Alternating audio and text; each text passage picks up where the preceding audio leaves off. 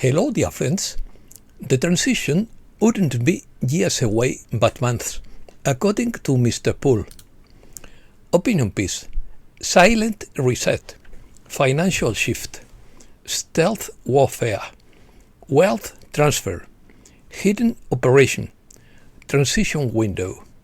Let's start. The most significant financial shift in decades has started, but no one is reporting it, according to Mr. Poole. This silence is not accidental. It is designed. A covert operation of silent reset is injecting $500 billion into the global economy under the guise of tariffs. No news alerts, no revelations from wealth summits, just the quiet reactivation of suppressed wealth, structured for humanitarian deployment and systemic transformation. In early 2026, a message began circulating on classified channels. It spoke of a plan that is already underway. This is not a theory, but a readjustment. This will never be called a reset, but rather liquidity optimization, currency flow stabilization, or monetary rebalancing, but the effect is the same. The real agenda is the repositioning of wealth. While the media focuses on trade wars and tariff negotiations, something far more calculated is happening. These tariffs are not retaliation. They are bails that give governments legal justification for reintroducing frozen capital into circulation. These funds are moved through legal frameworks that appear transparent but are designed to prevent panic and shield the operation from public scrutiny. The public is told this is an economic hardship. Behind the scenes, global liquidity is being restructured.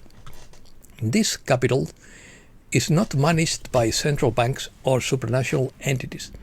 It is held by designated custodians who are visible to regulators but protected from seizure or misuse. 80% of the funds are earmarked for humanitarian infrastructure. 19% is allocated to treasury bonds to stabilize sovereign debt. 1% is allocated to logistics and operational security. That's not aid, but system repair, a silent war in the financial sphere. Intelligence doesn't call it war, but the mechanisms are surgical. No tanks, no market crashes, just economic theater. Tariffs create the illusion of victory, while simultaneously serving as a cover for the release of global capital. It's not manipulation in the traditional sense.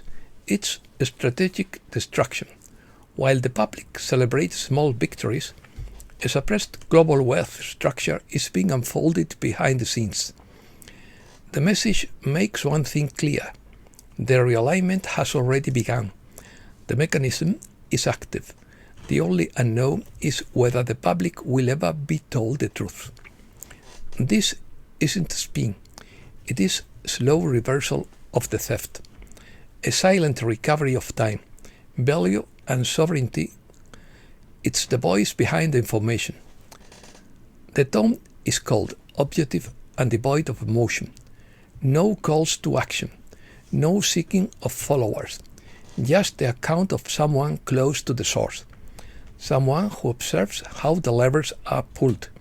Someone who understands systems, thinking, and the noise of signals. It has already begun.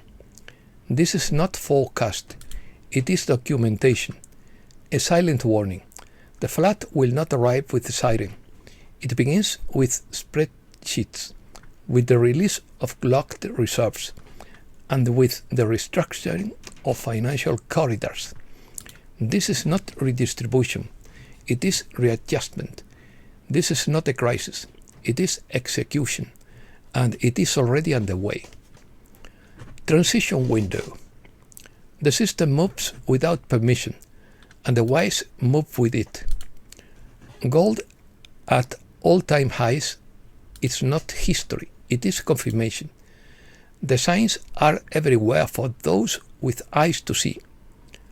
The transition is not years away, it is months away according to Mr. Poole. Gold has just reached all-time highs. Central banks are not buying gold out of fear. They are buying it because they know what is coming. In the last 18 months, central banks have accumulated more physical gold than any other time in history. China, Russia, India, Saudi Arabia, and even European countries have quietly increased their reserves. These aren't panicked retail investors. They are the institutions that print money, exchanging their paper for something real because the old system is bleeding dry. The Fiat experiment, which began in 1971 when Nixon closed the gold window, is entering its final phase. Interest payments now exceed military spending. The dollar has lost 97% of its purchasing power since 1930. This is not sustainable. It was never intended to be sustainable. It was designed to extract, and now the extraction is complete. The new system is being burdened. The BRICS group is not just an alliance. It is a parallel financial architecture. This alliance comprises 40% of the world's population, 30% of global GDP, and continues to grow every month with new payment systems, trade settlements in local currencies, gold-backed digital instruments, and commodity-based valuations replacing debt-based measurements. The window of transition to asset-backed money isn't arriving, it is happening. The new financial system is not a conspiracy theory. It is the underlying architecture for what comes next. The old guard is being forced to comply with rules it didn't create, designed for a system they doesn't control. The transfer of wealth happening right now is the largest in human history. The signal is clear. When the institutions that created the system begin to withdraw from it, when the banks that print money begin to buy gold, when the nations that impose hegemony begin to build alternatives, that is not fear, but knowledge. Economy. The price of gold and silver rose more than 4% this Thursday. Bitcoin falls to levels not seen in 9 months. Elon Musk is the first person to surpass $800 billion in wealth.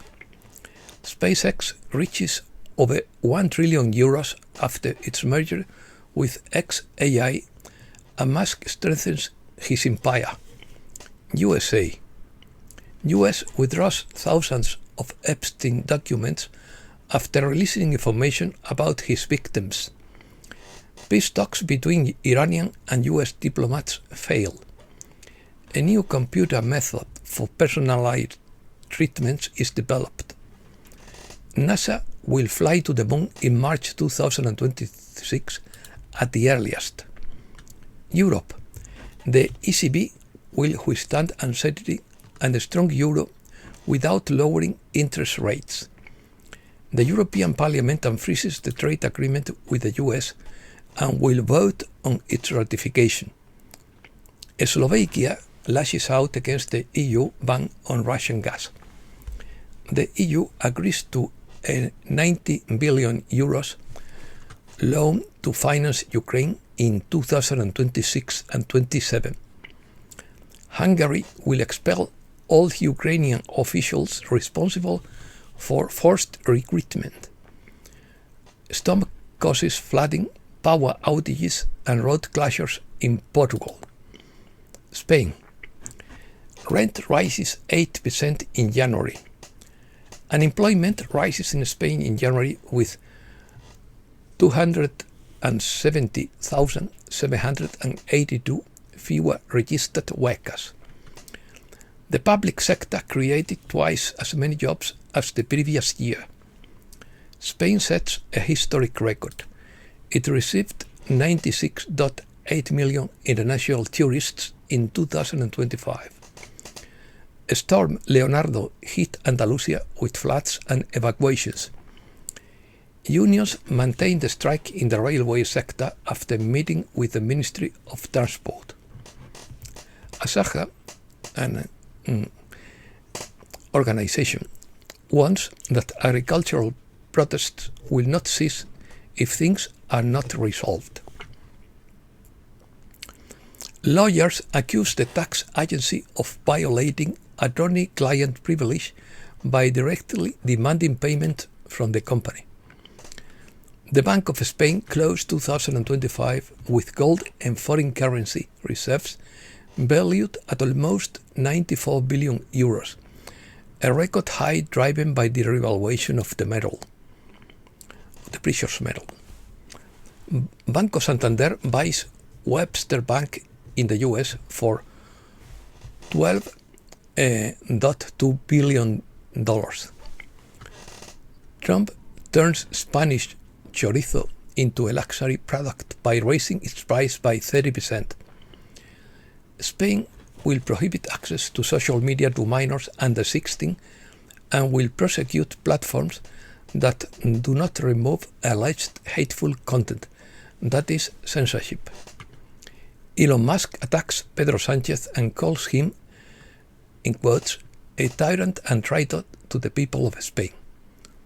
Telegram founder Pavel Durov criticizes Sánchez's censorship. Francisco de Borbón, cousin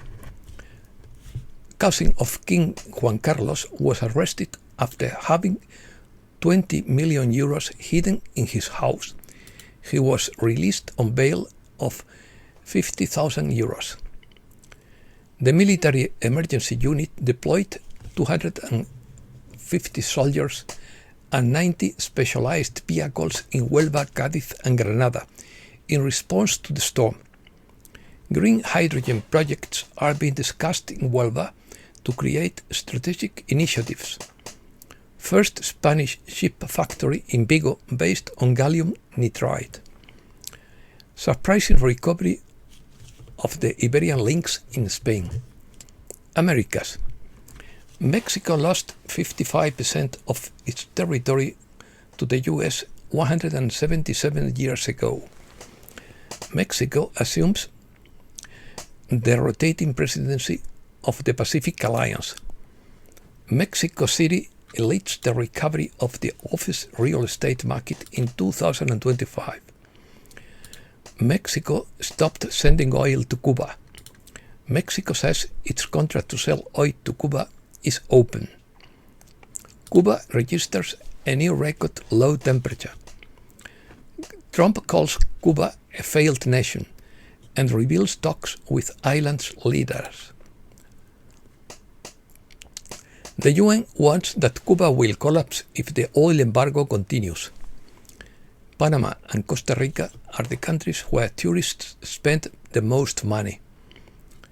China warns Panama that it will pay a high price for suspending port contracts.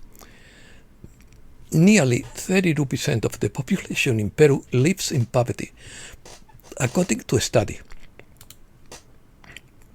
Doctors in Bolivia perform the first heart surgeries in the Altiplano. Uruguay continues to bet on China despite US warnings.